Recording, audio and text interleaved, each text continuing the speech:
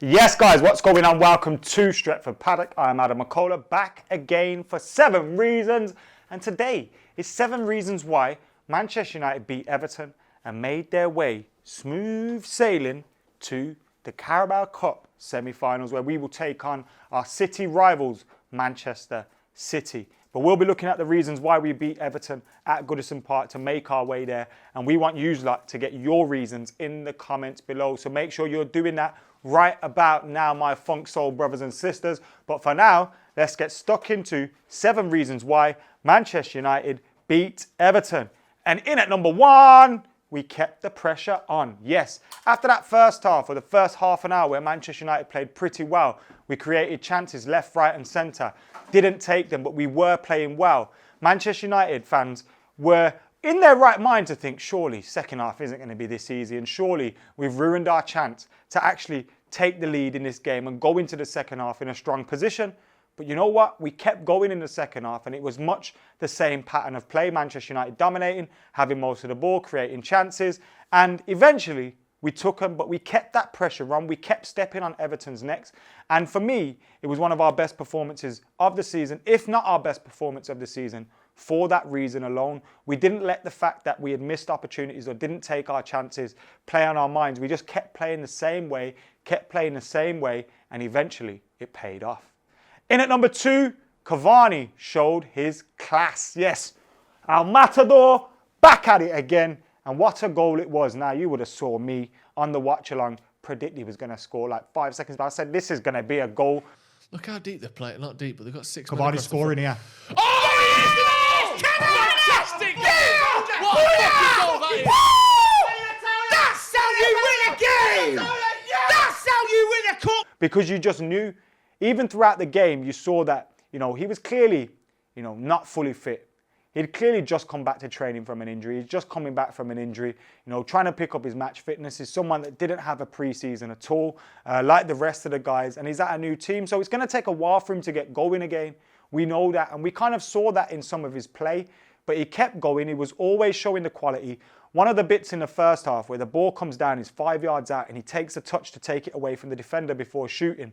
He doesn't score in that instant, but that touch there, that clarity in moments of craziness in the box, that clarity when everyone around you was going mad, was class for me from Edinson Cavani. And his goal was a beautiful finish as well. A clutch moment in a big part of the game. He received the ball from Anthony Martial and tucked it in the corner. United through to the semi-finals.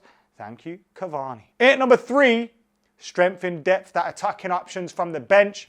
They were all there. And we made how many changes today? 8, 9 changes from a team that won a Premier League game 6-2 at the weekend. And we still had a fully strong team out there.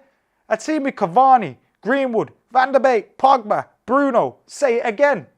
That's a strong team for it. And to think, we left out the likes of Rashford, Marshall, and all these men, and still managed to play a very, very strong team. It shows you that we should be taking these competitions seriously, but it also shows you that Ole Gunnar Solskjaer is now getting into a position where we can kind of rely on and trust some of those people coming off the bench to do the job. What did we see last year when we were getting to the semi-finals?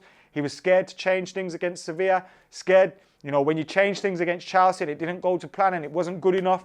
Well, you get the feeling if we were to do that this time around, we'd be putting out a much better, a much stronger team. And that means that hopefully we can fight and compete on all 4 fronts this season. In number 4, Everton were a little bit sloppy in defence now. Yerry Mina got a big knock to the face, which could have affected his performance throughout the game after that.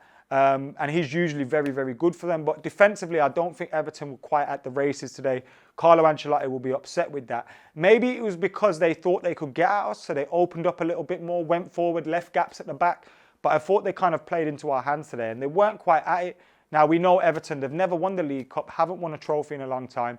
Maybe that's going to play on their players' minds when they are getting to these stages of competitions, but they were sloppy today. In at number 5, United showed their nasty side, and I don't just mean Eric Bailly, stink-facing, Richarlison, but United were out there. Edinson Cavani, mandible clawed someone, Mr. Sacco straight. What's going on there, by the way? Hopefully you don't get punished for that. But today we were showing a little bit of a nasty side, a little bit of a grittiness, a little bit of a determination to get through. And we were up against one of the best Premier League sides, not the best, but one of the best.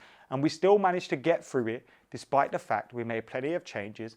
And that's through fight, that's through grit. And that's what you're going to get when you have the likes of Eric Bailly in your defence. What a guy. In at number 6, Martial kept going, and after what had been a terrible start to the season for Anthony Martial, this last week has gone a lot smoother for him, hasn't it? Last week, he saw him score his first Premier League goal against Sheffield United. Then we go up against Leeds United. He has 2 assists, wins a penalty, all that good stuff, takes his part in another goal and all that. And then this time around, an assist and a goal for Edinson Cavani. Martial's performance is getting much, much better. And he's also adding the goals to it as well. Because at the start of the season, he'd have his performance and not have his finishing boots on. Now, for me, this is the first real period of time that he's struggled in terms of his finishing. He's going through one of those patches, but he's getting out of it now. And his all-round performances are getting there, and are getting there a lot better. And what I like about Anthony Martial is he doesn't allow the fact that he needs a goal affect his performance. If he sees someone in a better position, he will pass to them. And whilst I would want to see a little bit more greediness, I do feel like that is a big part of his play. And well done to Anthony Martial, because you hold the team together when you're not just thinking about yourself and having a one-track mind to get goals. Of course, that's great to have in a striker, but also it can affect your team at times. So great stuff from Tony. And in at number 7, our strikers working together, forever, together. Bad boys for life, whatever you want to call it. When you looked at Martial, assist Cavani, Rashford, assist Marshall. I like this team because we've got players that are happy to see each other score. It's not Harry Kane trying to nick a goal of someone, swearing on his life that he touched his head and all that. It's none of that stuff. People that are just happy to see the other one scoring. Delighted to see Cavani score today. Delighted to see Martial score today. And you know what's great? Rashford, he scored goals this season. Hasn't quite been at form. Greenwood, couple goals. Not really been at the races. Cavani, getting there, has not been able to be consistently in a team. Martial's finding his form now. We've got to this place in the season without really having our firing line in form. What happens when we do have them in form? Can be dangerous for some of you boys. Anyway, guys, thank you for tuning in to Stretford Paddock. Make sure you're liking, commenting, sharing and subscribing. Make sure you get your thoughts in those comments below. And of course, let me know your reasons why you think Manchester United beat Everton and sealed their place in the semi-finals against Manchester City. Of course, we will be back with much more content. But if this is the last video you see before Christmas, have a great Christmas. Make sure you're tuning in with us on Boxing Day as well. We got loads coming then, including the preview. But even on Christmas Day, we got content coming for you. So I don't understand why you'd go anywhere. For now, though, I have been Adam Mckola. You lot have been legends. I'm out of here.